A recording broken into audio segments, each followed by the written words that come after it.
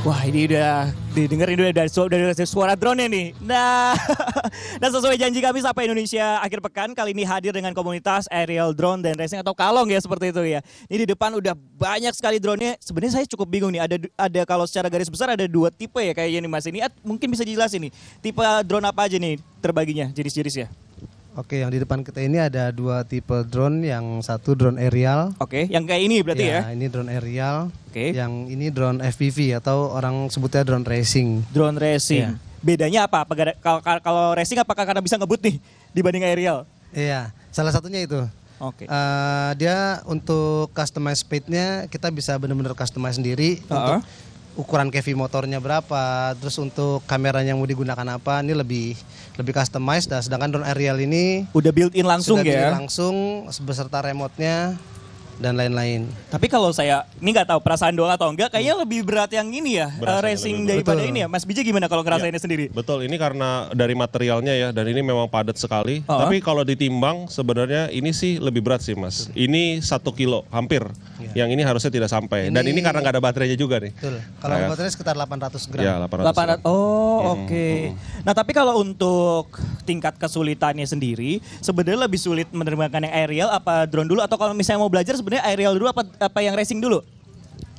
Kalau untuk belajar orientasi lebih ke aerial dulu, karena aerial itu dia lebih stabil, lebih statis. Untuk yang jenis FPV ini kita lebih ke manual gitu. Jadi untuk hovering, untuk standby gitu kita nggak bisa. Oke.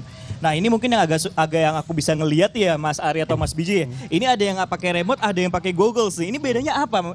Mungkin Mas Biji bisa jelasin nih. Oke, jadi kalau FPV itu nerbang ini pasti nggak pakai remote yang ada layarnya, karena kita harus berada kayak ada di drone-nya. Artinya kita harus betul, karena mainnya udah presisi ya. Kita benar-benar harus pakai goggles, jadi kita berada di sini. Melainkan kalau kita terbang pakai aerial itu kan lebih santai lah terbangnya ya. Lebih santai, kita bisa ngambil area yang lebih luas, kita bisa pakai ini.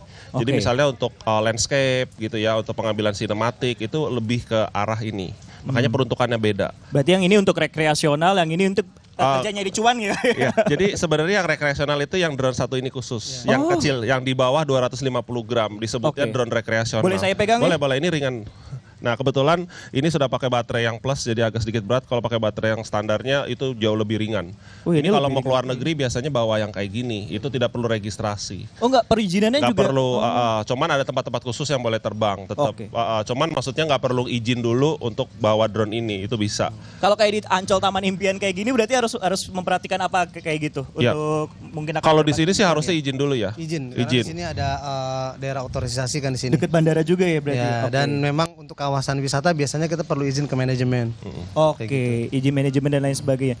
Berarti tapi kalau yang ini tadi untuk perizinan agak sedikit lebih gampang ya berarti? Iya, jadi ini bisa diterbangkan karena dengan mudah ya, karena dia memang bobotnya di bawah 250 gram dan tidak perlu izin. Cuman ada tempat-tempat khusus yang memang boleh dan tidak boleh terbang. Jadi untuk area terbangnya tetap diatur sama peraturan negara gitu. Cuman kalau untuk perizinan untuk terbangnya ini silakan bisa langsung, bahkan nggak perlu license pun boleh sebenarnya yang ini. Nggak boleh license pun boleh. Jadi seperti itu, yang ini boleh. Tapi kalau yang udah mulai lebih gede itu harus punya license. Gitu. Nah Mas Ari, kalau misalnya aku nih atau mungkin Okta nih di studio nih mau belajar, sebenarnya pakai yang aerial dulu atau yang racing dulu? Yang aerial. Kenapa tuh? Karena yang aerial itu yang tadi dia bisa hovering, dia bisa standby. Umpama kita drone itu terbang di altitude sekian, dia bisa standby. Kita kita nggak harus standby di remote. Kita bisa atur-atur kamera, kita bisa atur-atur movement. Itu lebih mudah menggunakan aerial. Berarti kalau aku bisa narik kesimpulan ini lebih sulit sebenarnya pakai racing ya berarti. Racing, betul. Berarti tapi racing tetap bisa steady kan sebenarnya. Harus jago tangannya, harus nahan. Jadi memang peruntukan dia itu movement object. Jadi misalkan jenis syutingnya dia itu misalkan statis, dia lebih dinamis, misalkan kayak chasing mobil, chasing motor. Yang actionnya lebih. Oke. Peruntukannya beda Mas. Peruntukannya beda. Kalau untuk cuan dua-duanya bisa buat cuan. Dua-duanya bisa buat cuan. Nah kalau untuk cuan kan pasti harus balik modal ini. Ini untuk harganya sendiri berapa nih untuk kisarannya dari awal mungkin drone masuk ke Indonesia sampai sekarang mungkin udah lebih murah apa masa tetap stabil aja harganya nih Mas? Tergantung kelasnya ya Pak? Iya, tergantung. Oke. Kalau yang tadi yang di bawah 250 gram sekarang sudah sangat terjangkau, udah 4 jutaan aja udah dapat. Terjangkau 4 juta Okta dan juga saudara ini ya. 4 juta ini baru yang kecil. Kalau yang agak gedenya ini berapa nih? Yang ini sudah dimulai di 14 jutaan, yang ini dimulai dari 33-an sampai 68. 14 sampai 33 juta. Oke, harus banyak saving ya kalau kayak gini. Udah ini belum izin istri belum ketika main ini. SNI. Nah, kalau kayak gini, kalau untuk yang racing sendiri ini perkiraan harganya berapa nih Mas? Untuk yang racing ini dia lebih variatif juga harganya. Ini juga termasuk drone kecil ini juga ini termasuk FPV. Oke. Ya dengan budget yang mungkin nggak sebesar yang ini juga. Jadi untuk drone ini, untuk drone-nya aja kita bisa estimasin habisnya sekitar 8 jutaan. Ini ngerakit seperti ini? Iya, ngerakit. Ini belum termasuk GoPro-nya ya. Belum termasuk Google, belum termasuk remote. Ini baru drone-nya aja. Itu izin sama keluarga gimana itu? Aku aja kayak koleksi mainan itu kayak izin kok ada paket lagi. Ada termasuk yang kecil ini bisa sampai 8 juta nih yang kayak ini sekitar 6 jutaan ya. Itu berarti udah termasuk kameranya juga? Iya, karena yang mahal itu memang kamera sama transmitternya. Sekecil ini? Iya. Wow. Tapi ini bisa 4K ya, kecil-kecil. Yeah. Bisa live streaming. Sampai rawit ya berarti ya? Wow. Bisa dipakai buat live streaming konser juga bisa. Oke, menarik. Nggak terlalu ganggu talentnya di panggung. Nah, kalau kita sebelum beli nih, misalnya kan kalau orang-orang kayak sekarang anak-anak milenial atau ini kalau misalnya mau nyoba bus kan ada simulator ya, pesawat juga ada simulator ya. Kalau drone ini ada simulatornya kan? Karena ini kan juga barang yang nggak murah nih. Ini sampai 33 juta itu ada simulatornya juga? Ada. Itu gimana? Ada aplikasi yang berbayar, ada yang gratis juga ada. Oke, itu berarti untuk interface-nya ntar bentuknya kayak remote gini atau gimana Mas Ari? Bentuknya... Iya, jadi kalau yang untuk aerial itu bisa dari mobile, dari handphone, ntar dicolok ke remote, itu kita bisa, jadi drone-nya nggak terbang basically. Seakan-akan ya, jadi kita kayak latihan di situ nabrak ya udah nggak apa-apa. Tapi kalau yang ini disarankan pakai laptop atau enggak pakai PC. Jadi laptop. Yang dipakai adalah ininya aja. Remote saja dicolokin, iya. Dan itu berbayar biasanya. Oh, yang kayak kita lakuin tadi pas di awal ini ya, awal segmen kayak gitu ya berarti ya? Betul. Oh, oke. Nah, tapi kan tentu nih, ini barang nggak murah, balik lagi. Tapi gimana sih cara untuk perawatannya? Apa cuman pakai kuas aja atau harus dibuka satu-satu perintil atau gimana tuh Mas Ari? Untuk perawatan itu terutama kita tuh di baterai ya. Jadi kalau baterainya itu kita kalau bisa jangan baterai Tamiya bisa nggak sih? Baterai ini jenisnya ada yang lipo, ada yang Li-ion. Jadi untuk baterai itu kita kalau bisa jangan sampai terlalu habis. Lalu kalau untuk penyimpanan jangka panjang itu harus di angka sekitar 50%-an. Karena kalau misalkan terlalu habis juga nanti lipo itu kalau sudah rusak selnya ya rusak gitu. Kita harus beli baterai baru. Berarti hampir sama kayak handphone ya, jangan sampai terlalu habis baru di-charge gitu ya. Betul. Ini dalam baterainya kayak gini berarti ya? Yang di dalam sini kita bisa buka dulu. Oke. Ini untuk baterainya aja ini sekitar 3,4 juta. Baterainya aja. Modalnya cukup besar sekali ya untuk main ini. Oh, ini baterainya seperti ini berarti. Ya. Nah, lumayan berat, jadi bobotnya lumayan dia. Kayak gini nih untuk nerbanginnya. Ini biasanya bisa bawa berapa baterai nih untuk kayak kalau untuk main atau mungkin aktivitas kayak gini nih Mas? Ya untuk standarnya sih 3 baterai lah minimal ya untuk 3 baterai minimal. Oke, 3 kali 3 9 sampai 10 jutaan ya. Oke, kita akan ngobrol-ngobrol lagi soal komunitas aerial drone dan racing. Tetaplah di Sapa Indonesia akhir pekan.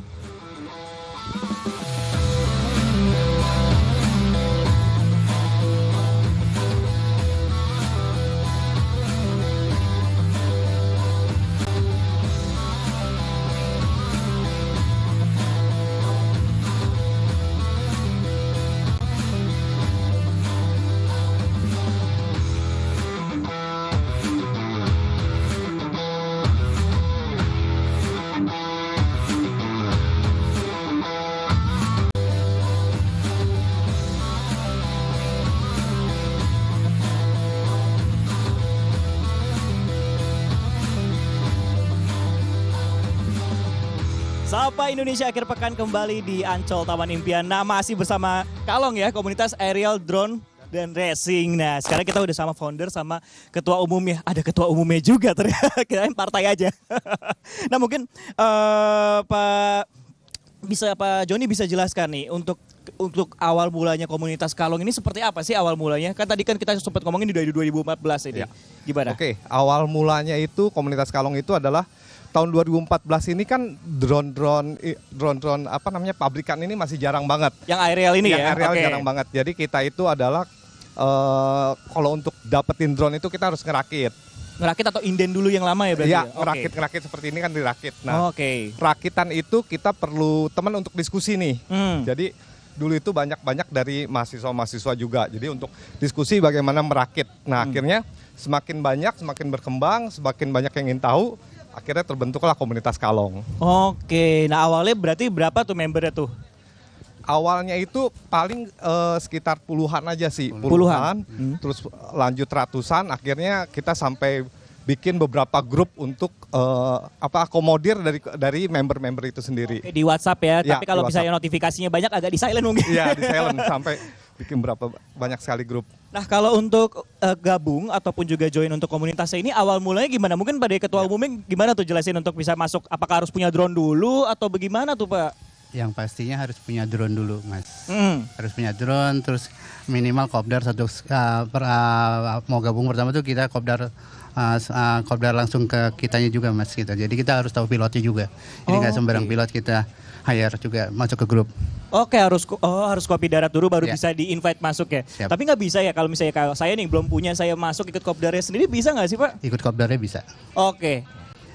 Mungkin ada biaya ada mungkin bisa kita sewa dulu atau gimana tuh teman-teman, ada nggak sih yang kayak gitu biasanya untuk mau ikut atau join? Paling minta pinjam ke teman-teman yang sudah bisa belajarnya gitu aja, Mas. Oke, berarti masih bisa sharing seperti itu ya. Nah kalau misalnya untuk saya nih pemula mau ikut gabung, disarankan pakai yang aerial dulu atau yang racing dulu nih kira-kira? Oke, untuk lebih mudahnya memang aerial dulu. Aerial ini mudah sekali karena dia itu ada GPS yang bikin jadi hover.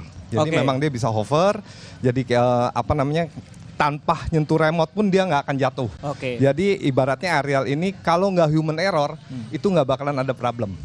Jadi memang udah stabil banget, udah manteng sekali. Jadi orientasi kiri kanan lebih mudah. Oke, jadi yang paling mudah itu untuk yang masih pemula ini butuh kestabilan. Selain finansial juga kestabilan. Betul. Nah, kita akan coba nih lihat untuk teman-teman kalong nih juga udah mulai siap untuk racing nih. Kita akan lihat sebentar lagi. Tapi kita ngobrol-ngobrol dulu. Pak Ketua Umum, kalau kita lihat nih untuk pemeliharaannya sendiri, ini biayanya ini biasanya itu apakah lebih besar daripada harga drone-nya atau gimana sih Pak? Biaya sih malah nggak ada ya, kecuali mereka dengan drone-nya crash atau apa itu lumayan besar biayanya. Kalau bisa kan jangan sampai crash, Mas. Kalau biayanya tinggi buat servisnya. Gitu. Ya kita belajar buat latihan buat overnya segala macamnya. Ya harus ketemu teman-teman komunitas aja, Mas, biar kita saling bantu dan saling belajar. Oke, nah kalau kita untuk olahraga seperti ini, untuk menggunakan drone, ini ada nggak sih olahraga yang bisa untuk ngelatih kemampuan kita untuk menerbangkannya, misalnya apa ke tenis kah atau olahraga apa itu yang mirip gitu sebelum menerbangkan? Nggak ada sih, Om. Iya, beda sih memang drone ini memang ini tangan sih ya, jadi memang latihan tangan, latihan orientasi, jadi memang harus orientasinya aja lebih harus lebih bagus gitu loh. Orientasinya juga, mata juga perlu pengaruh nggak sih Pak? Pengaruh. Oke, nah setelah ini kita mau lihat nih bagaimana untuk drone racingnya, kita akan lihat nih sudah ada di sisi sebelahnya untuk drone racing, kita akan lihat bersama-sama nih dari Kalong seperti apa. Siap. Nah kita akan lihat bagaimana racing yang mereka akan lakukan.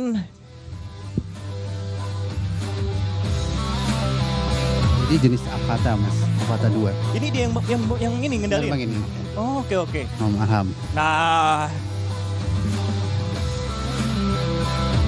harus pakai kacamata seperti itu ya. Sebagai Google. Untuk drone racing ini kan kalau orang bilang untuk belusukan. Jadi kalau areal itu nggak bisa. Jadi memang harus fokus di satu titik. Jadi di kacamata itu khusus untuk drone kayak kita nerbangin pesawat bener. Jadi, selain kapalnya yang belusukan, drone juga ada belusukan.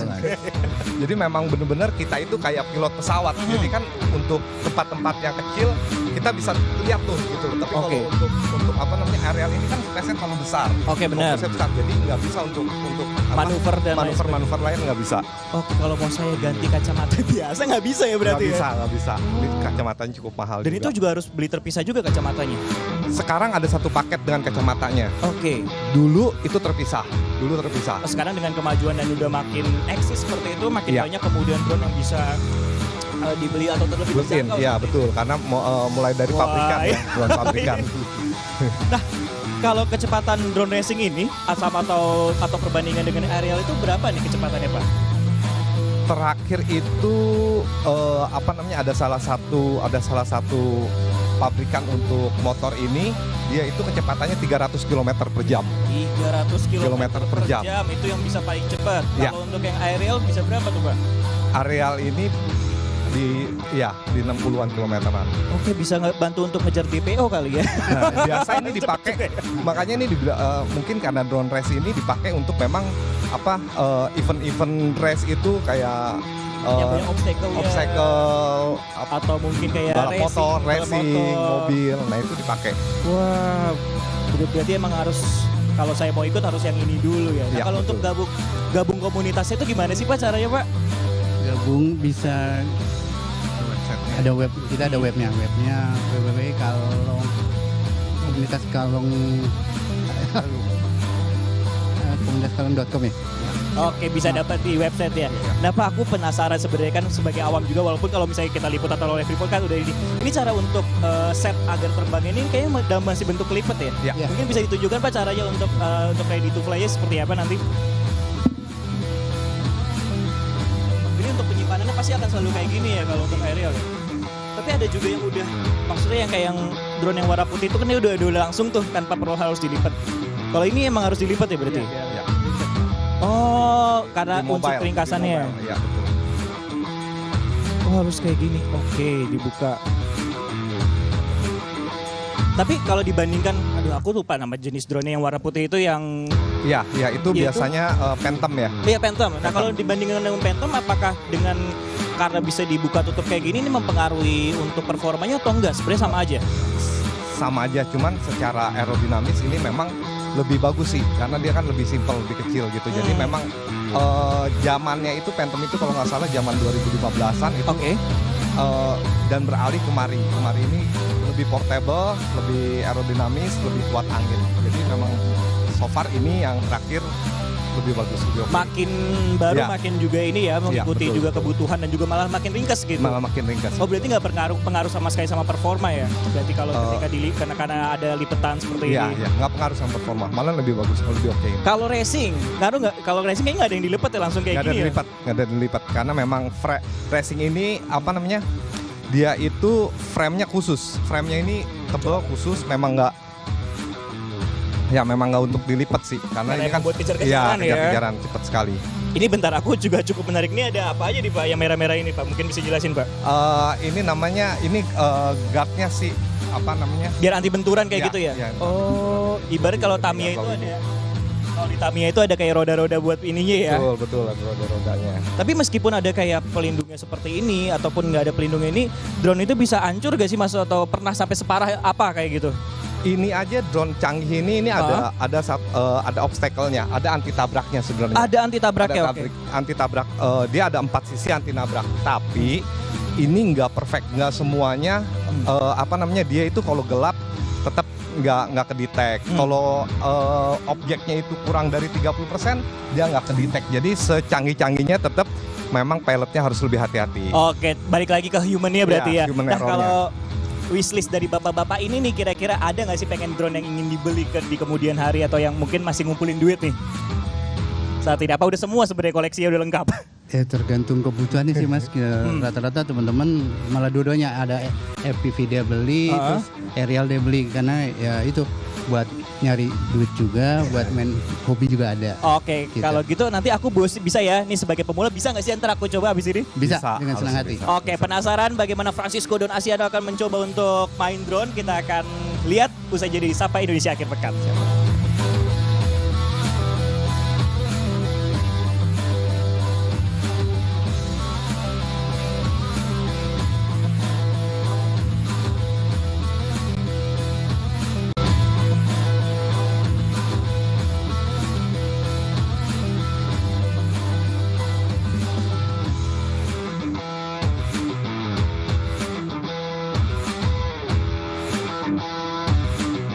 Sapa Indonesia Akhir Pekan masih bersama saya Francisco Don Asiano dan Kalong, komunitas aerial drone dan racing. Nah, tadi juga dijelaskan juga untuk macam-macam drone dan juga komunitas. Nah, tadi juga sempat ngomong, penggunaan drone ternyata bisa bermacam-macam nih saudara. Ya. Mungkin Pak Joni bisa jelasin nih, dalam kegiatan sehari ini pernah gunakan sebagai apa sih aktivitasnya? Oke, Terakhir saya itu masuk ke industri. Awalnya kan kita memang komunitas Kalong ini kita masuk ke drone rakitan ya, rakitan berkembang untuk saya pribadi. Akhirnya saya terakhir itu di drone industri. Saya itu untuk penggunanya itu untuk spraying. Jadi spraying kebun dan lain-lain itu kita udah menggunakan drone karena efektif sekali. Spray kebun sekarang udah pakai ini, berarti kita nggak perlu ya pakai spray yang biasa itu ya Pak ya? Perlu pakai yang biasa. Oke, nah ini juga ada Mas Arief juga dari komunitas dari Kalong juga ya berarti ya. Nah Mas Arief ini ngikut untuk komunitas ini untuk awalnya seperti apa? Karena pengen lomba atau apa sih? Awalnya sih memang hobi kan di fotografi ya, fotografi, videografi. Makin lambat laun kan perkembangan teknologi makin panjang ya. Ternyata kamera bisa terbang. Ternyata kan harus pakai harus pakai gimbal segala macam kan. Apalagi kameramen yang kayak di depan ini harus dari pohon atau apa gitu ya. Dan itu terbilang capek juga. Dan dengan adanya drone ini ya sangat membantu untuk videografer atau movie maker ya, untuk membantu untuk pengambilan gambarnya. Jadi mempermudah untuk videografer semua dan lain-lain kayak gitu. Oke, nah tapi seiring berjalannya waktu ikut lomba-lomba atau mungkin apa gitu? Lomba beberapa kali ikut sih, dan ada beberapa juga yang juara. Sebenarnya sih bukan saya aja yang juara, teman-teman Kalong juga banyak yang juara kayak sombong mereka ini. Iya sih kata Abis. Karena jurinya Om Biji. Enggak. Iya, jadi sering berjalannya waktu banyak perlombaan-perlombaan yang menggunakan drone ini sendiri kayak gitu. Oke, tapi kalau di Indonesia sendiri untuk lomba-lombanya sendiri ataupun juga event internasional ini udah cukup menjamur gak sih akhir-akhirnya dari 10 tahun kemudian dari Kalong berdiri ini? Untuk lomba itu yang terakhir itu di PON Papua. PON Papua itu udah pertama kali untuk drone race ini masuk PON itu di PON Papua. PON Papua. Ikut waktu itu? Belum ada kesempatan buat ikut waktu itu. Belum ada kesempatan. Oke, nah ngomong-ngomong soal kesempatan nih Mas BJ juga udah siap dari tadi. Udah bisa nih, udah siap nih. Udah siap. Oke, saya mau coba nih untuk belajar pakai drone. Ini benar-benar baru pertama kali megang drone, liputan ataupun juga live report, gak pernah megang. Ini yakin bisa nih, aku takut nih mahal. Yakin bisa, ya. Oke, pertama kita harus apa dulu? Kacamata minus atau plus? Minus. Jadi ini kita bisa putar-putar di sini, minus sama plusnya nanti di layar udah kelihatan. Ada minus 0,5 sampai 100 sampai ini udah ada. Jadi di-adjust saja dan ini bisa nyesuaiin mata kita. Lokasi mata. Iya, kalau misalnya kita lebar berarti ke arah sini, kalau misalnya sempit ke sini. Nah, nanti di-adjust saja sampai tidak blur dulu. Ya saya izin pakai. Aku tunjukin dulu mungkin kalau boleh. Jadi di dalamnya Google saya ini kalau bisa di zoom, ini ada nih minusnya ini ada di dalam kayak gitu dan bisa di-adjust juga matanya ke kanan atau ke kiri ini di dalam sini nih. Nah, kita akan coba pakai ya saudara ya. Bisa izin? Ya. Silakan. Wow. Udah kelihatan tampilannya? Sudah melihat masa depan lebih jelas. Oke. Jadi masih blur atau sudah oke? Sudah oke. Oh, sudah oke. Dari beruntung sekali ya. Oke, sekarang kita taruh dulu drone-nya di bawah ya. Drone-nya di mana tuh? Nah, pusing nggak nih? Drone-nya digerakin pusing nggak? Drone-nya digerakin pusing. Oh, enggak pusing. Drone-nya di sini ya? Iya, drone-nya di situ. Oke, kita kesini dulu sebentar, maaf blockingnya. Ini kayak lagi main VR.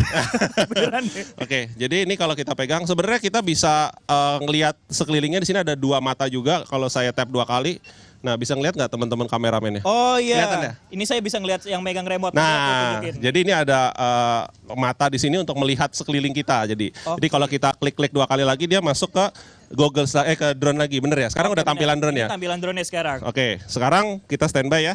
Kita tangannya seperti ini. Deg-degan bener. Ini saya nyalain dulu mesinnya. Pencetnya mana tuh? Yang ini ya. Nah sekarang lemes ya. Ini tekan dan tahan. Oke, dilepas. Nah, oke, santai dulu santai. Ini lemes saja, saya bantuin. Deg-degan ini mahal.